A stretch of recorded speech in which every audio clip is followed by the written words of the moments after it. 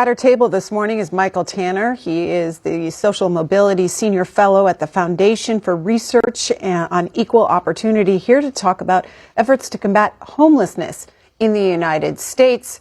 Mr. Tanner, thank you for being here. I want to begin with President Trump's executive order on homelessness, where the White House wrote this: shifting homeless individuals into long-term institutional settings for humane treatment through the appropriate use of civil commitment will restore public order. Surrendering our cities and citizens to disorder and fear is neither compassionate to the homeless nor other citizens. My administration will take a new approach focused on protecting public safety. Mr. Tanner, what did you make of this executive order? Well, like so many of the president's executive orders, this is sort of a vague wish list for policy rather than a specific directive on exactly how things are going to take place. So a lot depends on the implementation and the details to follow. But it's sort of designed to help make it easier, or to at least encourage the states to pursue the involuntary commitment of individuals who are mentally ill or suffering from substance abuse and are basically not able to care for themselves. We'll go to Laverne, who's in South Carolina, experienced with homelessness. Laverne, welcome to the conversation. Tell us your story. Good morning.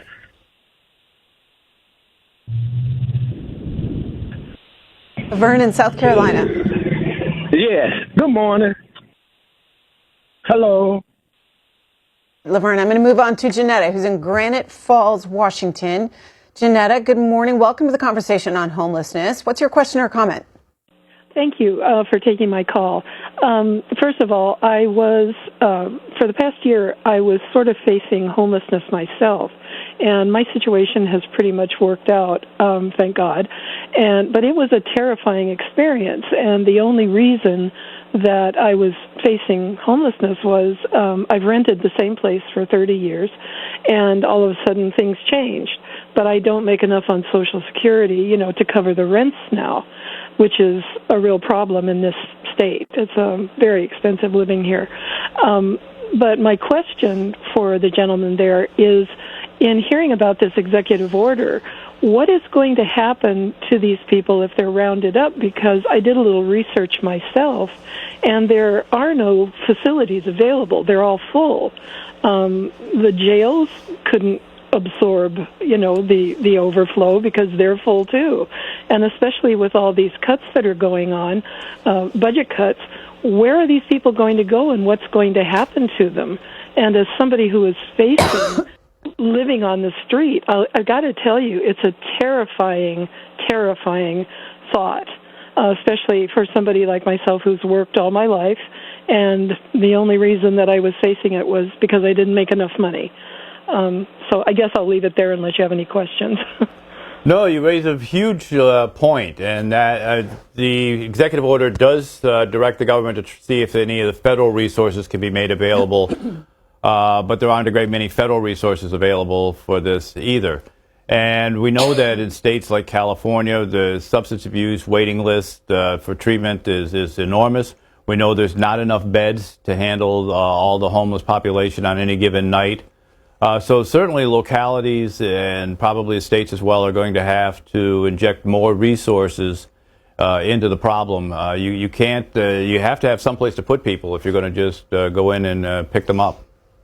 We'll go to John next in Florida. John, good morning. Question or comment on homelessness?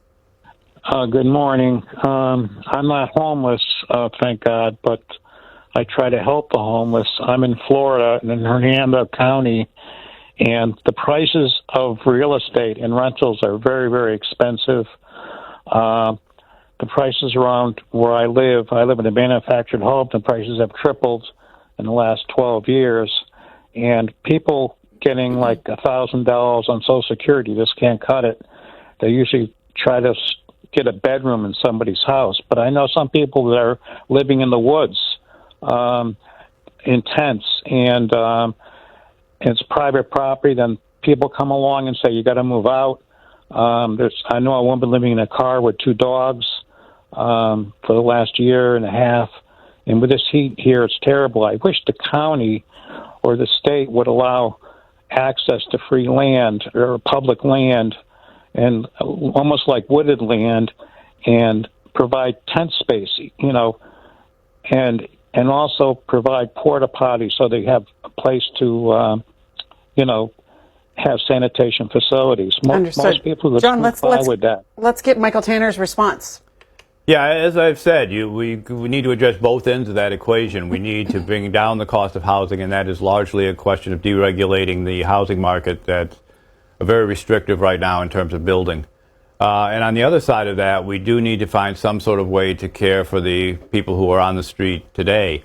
That needs to be done, of course, in cost-effective ways. It's the famous $1 million public toilet in San Francisco when they tried to deal with the porta potty issue there. But we do need to find ways and places for these people to stay. You have some recommendations that you've made recently. Let's go through them. Institutional care is one of your 5 strategies to address homelessness. Enact stricter conservatorship laws to manage those who cannot. What are these laws? Well, essentially, conservatorship allows someone to take temporary control or charge of someone else's life. We can go back, we all remember the Britney Spears issue around conservatorship, but it's actually generally used much in a larger way. Certainly I've known people whose son or whose sister-in-law or whatever was mentally ill and was on the street. Someone needs to be able to come in and compel them to take their medication or to seek treatment in some way, or in some cases it may be necessary to actually institutionalize them because they are unable to care for themselves. Now we need to be very careful in how this is done. There's huge abuse in the past, LGBTQ families, women who were recalcitrant wives once upon a time could be committed, things of that nature. So we need to be very careful of how this is done to protect people's rights and the lifestyles, even if we don't approve of them. It can't be the excuse for locking someone up. That said, there are clearly people out there who are a danger to themselves and others, and they probably need to be taken off the street. Your second strategy is invest in treatment. How much money are you talking about, and who is doing, or what entity is doing the investing?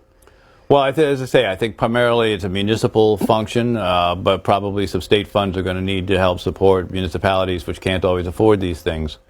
I mean, we can look back to, for example, the Grants Pass case that where the Supreme Court ruled it was okay to break up homeless encampments. Grants Pass had no shelters, had one private evangelical shelter, had no public shelters of them all. So the question was, you're going to break up these camps, where are people going to go? They were mostly interested in moving them to the next town over, so it's someone else's problem. But eventually that circle runs out. We've talked about your third strategy, build more housing in this country to address the housing shortage as well as the affordability. Your fourth strategy, enable state and local experimentation. What are you talking about here? Sure. We should be very careful about imposing a one-size-fits-all strategy. Communities are different. They have different levels of homelessness. Dealing with a place like California, which has 50% of all the unhoused homeless, is very different than what you're going to encounter in some small town in rural Alabama, for example. You're going to have a different number of people, different solutions, different types of homelessness. We should be flexible enough to allow those communities to adapt to whatever their particular problem is. And your fifth strategy is broader social mobility policies. We should recognize that a lot of homelessness takes place in light of poverty overall, and we should be addressing ways to reduce poverty. That is certainly going to make it much easier for people who face a temporary crisis to get through without ending up on the street. All right, for our viewers, you've seen Michael Tanner's 5 strategies to address homelessness. We can take your thoughts on those strategies and other aspects of this debate here in Washington over how to address homelessness in this country. Gregory, Albuquerque, New Mexico. Good morning, Gregory. Good morning. How are you, ma'am? I sure do appreciate C-SPAN. I'm an older gentleman. This is what happened to me. I became homeless at 70 years old. At the start of the coronavirus, I was kicked out of my place October the 5th that year, and I've since lived in motels, hotels, and stuff. This is because these real estate companies are coming in, buying up properties, kicking out the people who are established, who have been there. I've been in my apartment almost 3 years, kicking them out, moving in a new crowd, jacking up the rent. It's affordable housing. And there's a symbiotic relationship between the homeless people, and the police. I personally experienced this. Somebody stole my stuff. I kind of roughed him up. I did. I wanted my property back. And next thing when I would get arrested by the police, they're trying to put drugs on me. I'm sober. I don't do anything. I'm clean. I volunteered in Vietnam, went to college, married over 40 years. I just don't get it. My wife is dead, and I have to experience this in my old age. It's pretty tough. Mr. Tanner. Yeah, that really sounds terrible, and I certainly hope you find housing soon. I wish you the best for that. And I think you also mentioned a couple of particular problems that are out there. Rents are too high, but it's largely a problem of supply and demand. There's a lot more people looking for housing than we have housing right now, which drives up the cost. If we could build more housing, we could bring down that cost of rent and make it easier. COVID was another big issue that did increase homelessness a significant amount during the pandemic. We haven't bounced back from that yet.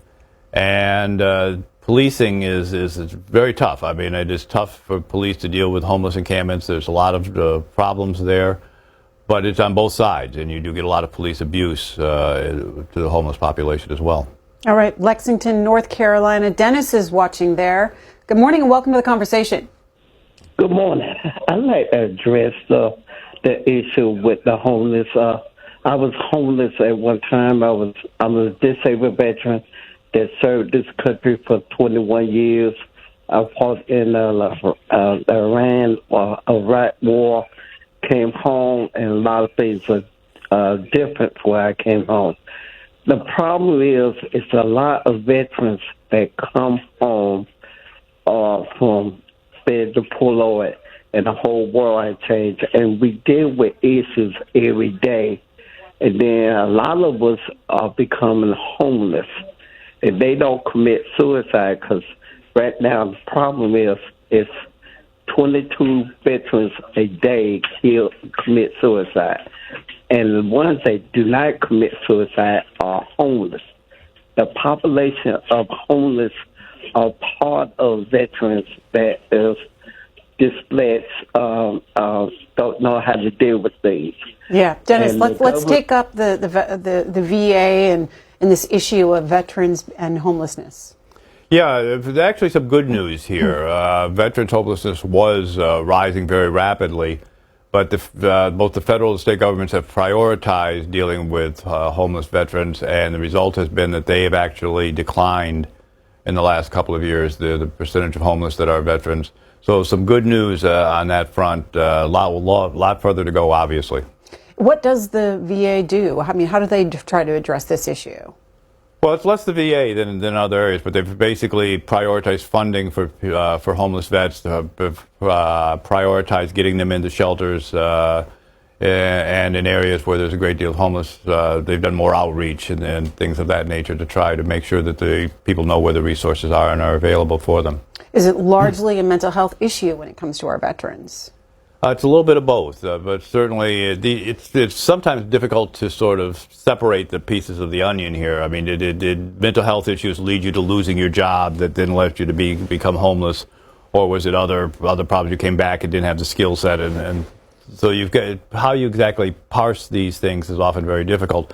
But certainly mental health issues play a big role in this, and the VA has not had the best record when it comes to dealing with mental health and veterans. Bob in New York. Good morning. Good morning. I was in Syracuse Law maybe back in the early 70s, and we had some fellows that came to class about closing down the mental hospitals in central New York, and they referred to the individuals as what they were going to do was called dumping, and they closed all the various mental hospitals around central New York, and these people just went on the street. Fast forward to the 2010, I was involved in homeless services in Onondaga County, and we had, if somebody was homeless, they could come to the county. We'd house them, help them find a job, get services, and what I saw was that 95% of these people were either mentally ill, drugs, alcohol, or a combination of all three.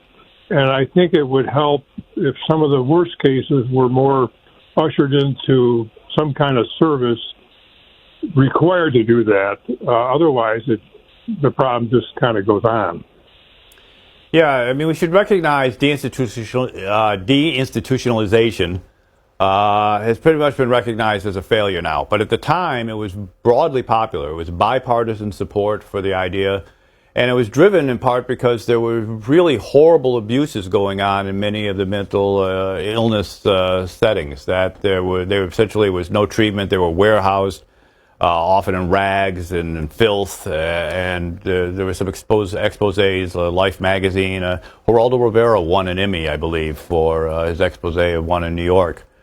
So there was certainly real reason to consider that the system at the time was not working. They thought getting people out into community settings for treatment would be better. It doesn't look like that's worked quite the way that people intended. All right, Will's in Atlanta. Good morning to you, Will. What's the situation like there in Atlanta on homelessness? Well, I believe this is the New Jerusalem. I think civilization pivots on urban culture, and Atlanta just didn't come up with Reverend King for no reason. We are a community that sees God in each other's faces and loves one another, and that's what America was built on, e pluribus unum, where we're one people, one God, one law, one flag, one language, and we've forgotten that. In fact, there are interloping cults that actually deny God, and that's the source of a lot of the mental illness that promotes homelessness, because people are actually ritually sodomized as toddlers, and they're literally demon-possessed. Okay, we're going to move on to Kathleen in Mississippi. Kathleen. Good morning. This is Mississippi. It's been like this even before I was born. My mother had me by a midwife. My father and mother had 10 children. We had one health department. It's gone. We had one hospital in Mount Bow. It was gone, but it came back. But you can't get the service you need. I have a sister with breast cancer. I have a sister with cervical cancer, but we can't get what we need. We paying for everything, but we not getting nothing. If you work your whole life, and don't have a pension, that's get $988 a month with one food box a month, is sad that the person at the top of the White House throw everybody on that bus except himself. Minimum wage still $7.25 here, but if you don't believe me, come to Mississippi. See for yourself. Only the rich get richer and the poor get poor. All right, God Kathleen. bless. Kathleen there with her thoughts. I mean, it's not just housing that's expensive for folks. Well, certainly the cost of living is expensive, and we know that inflation actually hits low-income people harder than it does people at the top of the income scale. The new tariffs that have been imposed are going to hit low-income people harder than they're going to hit people at the top. So we're going to drive up costs even further. I think the larger point is that we need to address poverty in this country. We need to find ways to create the opportunity for people to rise out of poverty and be able to achieve their ambitions. Don in Los Angeles. Good morning to you, Don. We've been talking about the state of California, the number of homelessness in your state. What are your thoughts on it? Yeah, I'm in the capital of homelessness, L.A., Hollywood area. And it seems to be like a big business here. We have these charitable places, allegedly charitable, 100%, nonprofit people, the organizations that try to say that they're involved in getting you housing, and what they do is they have these huge contracts with the government or grant money or whatever, multi-millions of dollars flowing in for free, and then they harbor us into hotels and say that we're off the street, and then they kick us out later. That's basically what it is. It's making money off of people who have no money, off the government. All right, Mr. Tanner, do you have some thoughts on that? Yeah, California is a good example of how some of these things do work. They had a referendum in California, I believe it was called Triple H, that basically used money taxing from the marijuana industry, and then was going to use that to build new housing. They built very few new houses and at an enormous cost per unit there. It has not been a story of success. Janine in Erie, Pennsylvania. Morning, Janine. Good morning. I just like to say that I'm 74 years old, and I live on a fixed income, and I live in a trailer court, and the lot rent has gone up $80 in the last 2 years. Well, that's $80 that I don't have. And I really feel for these veterans and these homeless people, as I could be one step away from it. I do have one option, but it's getting so bad. The cost of everything is outrageous. Michael Tanner. Thank you. Yeah, and we know that seniors are the fastest growing category of homeless today. So that's something we've got to watch, because they do live on a fixed income.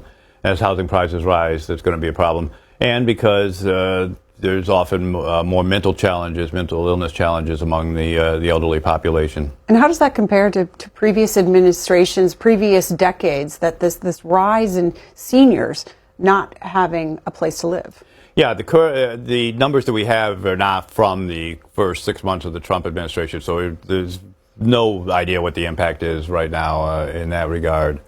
But so it largely came under the Biden administration, and it was a significant rise.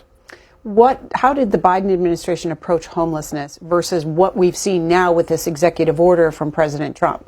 The Biden administration focused almost exclusively on what's called housing first, which is the idea that you simply take the homeless population, you put them into some sort of permanent supportive housing subsidized by the government with no preconditions or no requirements to do that.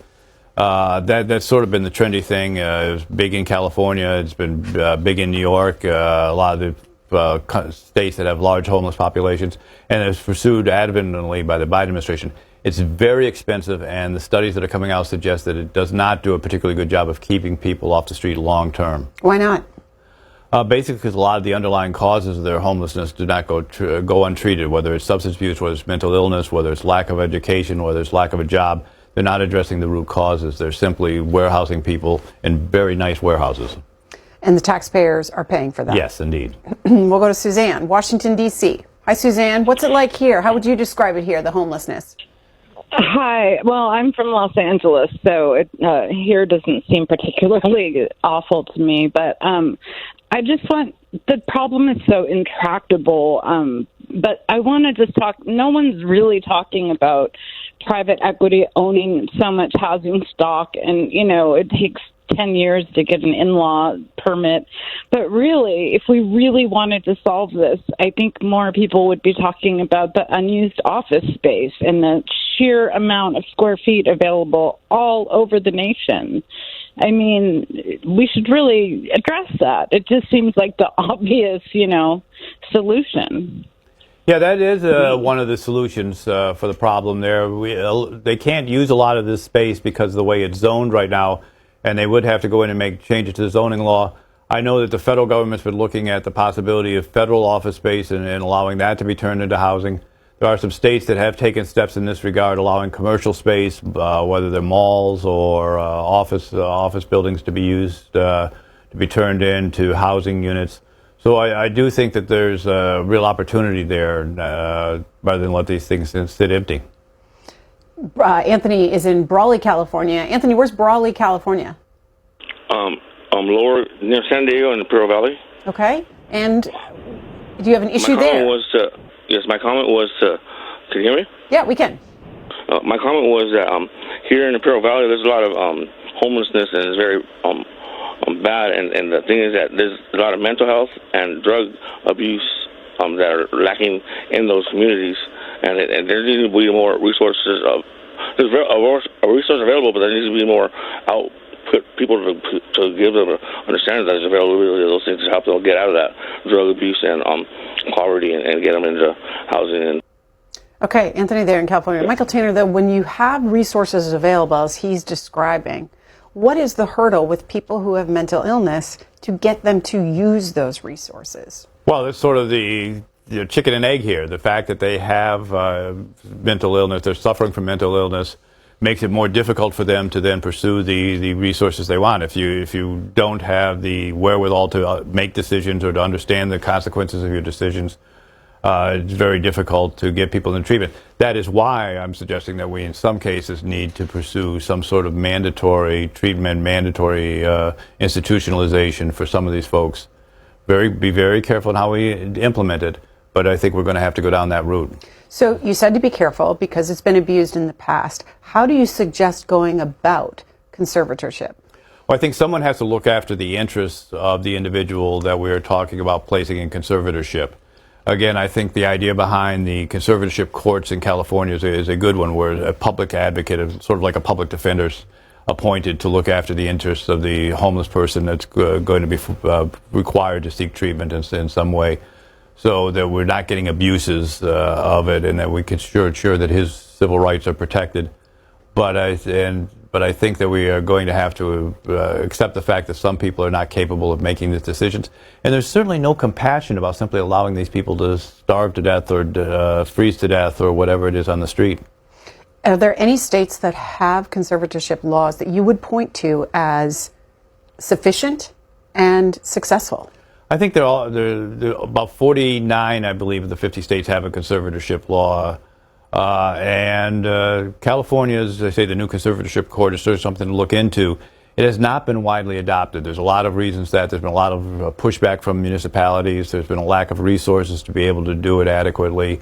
But there has been some effort to move in that direction. All right. Christina, who experienced homelessness, calling from New York. Go ahead, Christina. Tell us your story. My name is Christina Spring. I'm a motorized wheelchair user. My children and I are each disabled adults who are experiencing homelessness. We are supposed to be protected under Violence Against Women's Act, and we were displaced when I refused traffickers and trafficking, and then discriminated against, including by the county, where there were people related to or finding a problem in Erie County that were in the homeless department. My concern is that my children are not getting proper housing. We have been discriminated against. I was sent out of the county, including away from medical care, and the statements I would need to acquire appropriate shelter and housing, and left homeless, including last year on the street in the cold, and in the prior year while I was being treated for medical injury out of state. I was also in Vance's office in 2023, experiencing being stalked while I was homeless and victimized after being injured and sent out of state by a doctor who's now left the state. I need appropriate resolutions. I'm speaking up on behalf of 3 adults who are supposed to be protected, and my children are unaccounted for. I will tell you that the county in Erie was using false diagnostics to admit people and intimidate people, and they sent me out of the area where I would need to get statements, including this last week, while I also did not get transportation with a motorized wheelchair to a proper location last night. I was left for 4 hours on a bus system, making my condition worse, and sent out of the county where I could not get care, just like in 23, when I was sent out of the county and was promised rapid rehousing by a judge, including Judge Carney specifically, who promised my children and I rapid rehousing comparable to or better than the 2-bedroom we were displaced from illegally. All right, Christina, I'm sorry to hear about your situation. Michael Tanner, does it sound familiar? Yeah, it actually does. Intimate partner violence is another reason why there's a rise in homelessness among some populations. Women who flee abusive marriages and so on often have no place to go and end up homeless or end up in shelters on that. In addition, the fact that the local bureaucracies are often not very sensitive to the situation people have. I've certainly seen out in San Francisco, I was talking to a gentleman who was homeless. He was in a wheelchair, and they said, "We found your housing. It's on a 5-floor walk-up." So I think sometimes there's a certain lack of sensitivity to the problems people face on the street. Michael Tanner is the Social Mobility Senior Fellow at the Foundation for Research on Equal Opportunity. Thank you for the conversation with our viewers this morning. We appreciate it. Been a real pleasure, and I hope that the people we've talked to find their situations improved.